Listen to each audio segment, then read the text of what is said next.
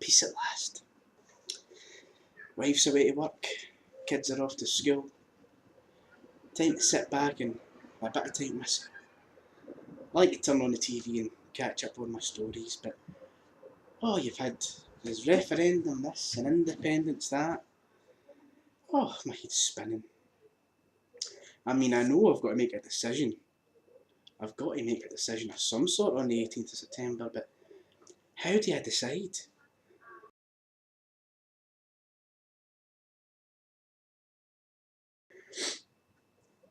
I mean, how do you make a decision like this? I mean, do you go and speak to members of both parties and check all the various reports, blogs and opinions online, and read the literature that comes through your door and watch the televised debates to see what everybody thinks? I mean, you could do that, but I just don't have the time. I've not got the time. I mean, I've got chores to do. And that cereal's not pouring itself. I'm just expecting too much of us.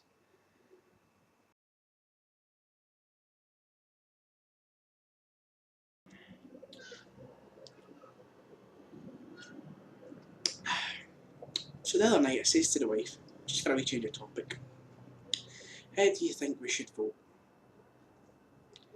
And she said, you'll vote how I tell you to vote. I said, well, fair enough. So how are you voting? She said, none of your fucking business, where's my cereal? So I left that one alone.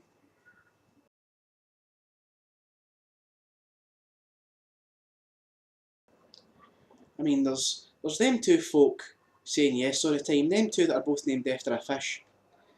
They're both coming out going, oh, if you vote independence, we'll all be farting, tarting rainbows and we'll be paying for everything with haggis, and it's just that it seems incredulous to me. It really does. And that man keeps saying, no, what's your plan B? What's your plan B? No, I mean, they've said they want to keep the pound and we could use the pound anyway, and we could have our own currency, we could join the euro. There's a couple of other things we could do in terms of varying rates of interest. I mean, but where's the plan B? Where's the plan B?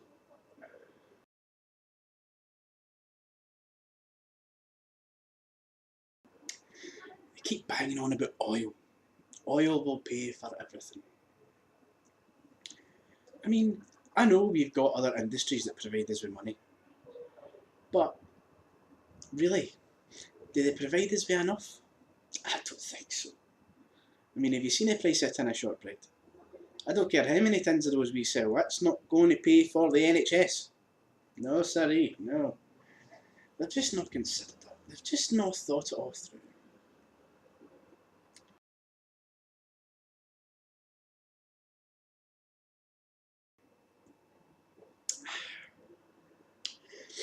And then they go on about this Trident, this nuclear submarine, having all these nuclear weapons in Scotland. I mean, I'm not exactly thrilled at the prospect, but that man off the telly the other night said that the Russians could invade us after he's had a chicken Kiev. I mean, that's scary stuff. How are we supposed to defend ourselves? They don't consider that when they're telling you to vote yes, do they? No, no, they don't. Yeah. I need a wee refill.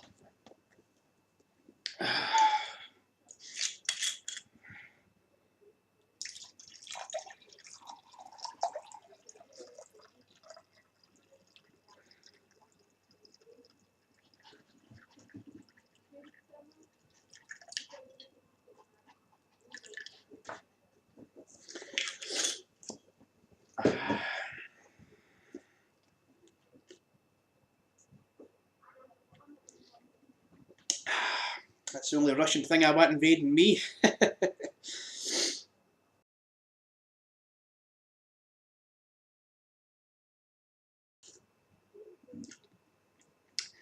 mean, that fella with the, you know, he keeps going on about, stronger together and a good Scotland with more powers, and then the other folk saying, with the two folk with the fish, they keep saying, why vote for more powers when we can have all the powers? Well, it would seem to me that if you vote for all the powers, then you shoulder all the responsibility. And who wants that? I'd rather someone else was responsible for our finances. I mean, at the end of the day, if that goes belly up, who are we going to point the finger at, you know? I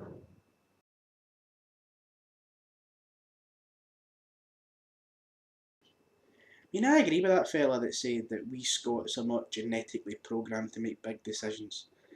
When I'm doing a .com order, I mean, I'm struggling to decide whether to get Cathedral City or Pilgrim's Choice. I mean, it's a nightmare.